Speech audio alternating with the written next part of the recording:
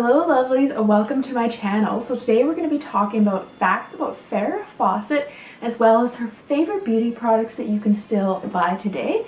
And I featured Farrah Fawcett before on my channel, so let's jump right in and talk about Farrah Fawcett. She was best known for her looks and her 1970s hair, which kind of made her iconic. And this attention towards her actually started when she was a child. According to her mother, sometimes neighbors would come by and ask if they could look at Farrah. She was also voted most beautiful 3 times in her high school, in her sophomore, junior, and senior year.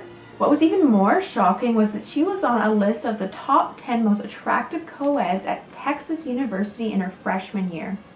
This list was notoriously difficult to get on and almost never achieved by a freshman. Her looks brought her a lot of attention when she made it to college. A publicist in Hollywood tried to get her to come launch her career in Hollywood. He called her day and night, despite her telling him to talk to her parents instead. After years of pursuing her, in her junior year of college, she dropped out.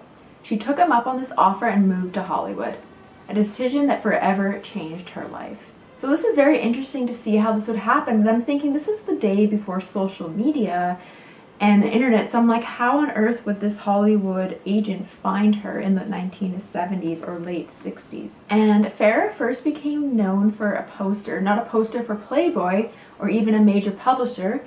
She did her own hair and makeup and provided the now iconic red swimsuit.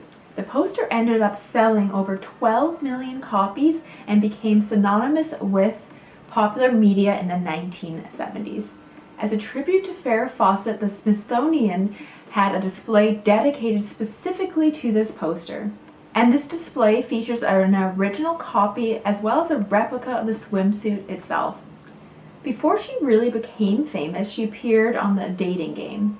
And for those of you who don't know, a woman would stand at a podium and ask 3 men questions, and they would be standing behind a curtain answering the questions. And at the end of this, she would pick one of the men and go on a date with them.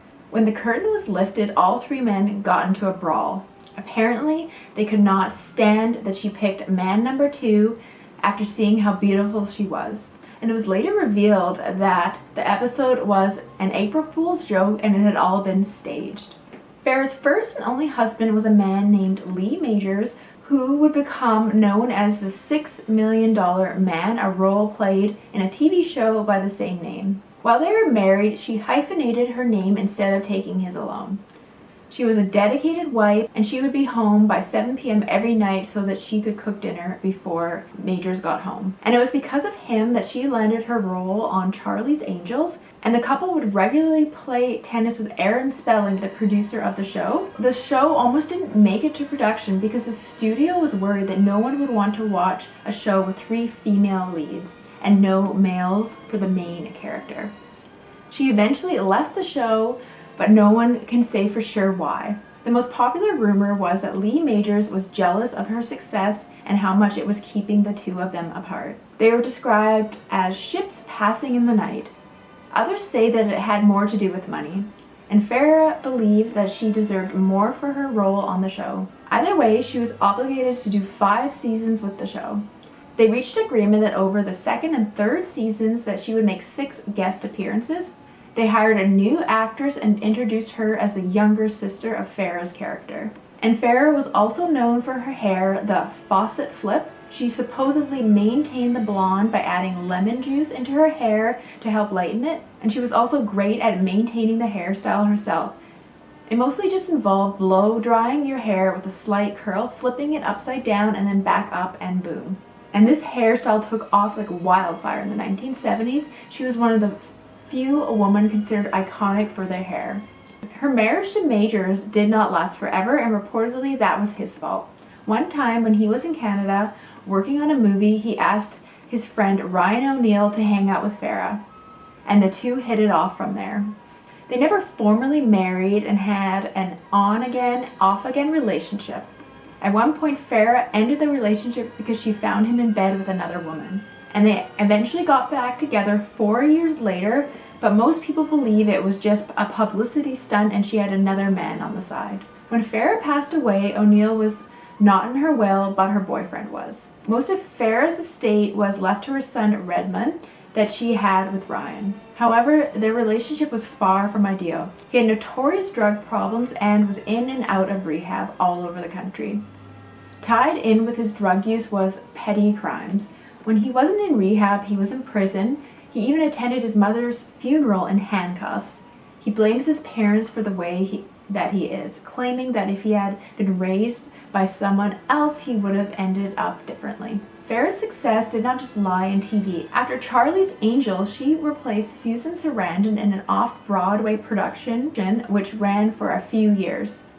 Some of her best reviews of her career came from performances in the musical. And 3 years later, a movie remake was done and Farrah Fawcett played the same role. She did attempt another musical on Broadway, but she was reportedly much worse in this one. The play as a whole was a flop and her acting was just one of the many issues. Throughout her career, she refused to pose nude despite Playboy chasing her relentlessly. She finally gave in and did a semi-nude photo shoot for them in 1995. She was 48 years old at the time. To this day, it is one of their best-selling issues. She did make an appearance on The Late Show with David Letterman in 1987, but it was an appearance many wanted to forget. She appeared intoxicated and many of her fans started to believe she was on drugs. Many people in her life swore that this was not the case, but the rumors took down the rest of her potential career. There was a 7-episode reality TV series that tried to follow her life, but most people found it boring, if not unbearable to watch.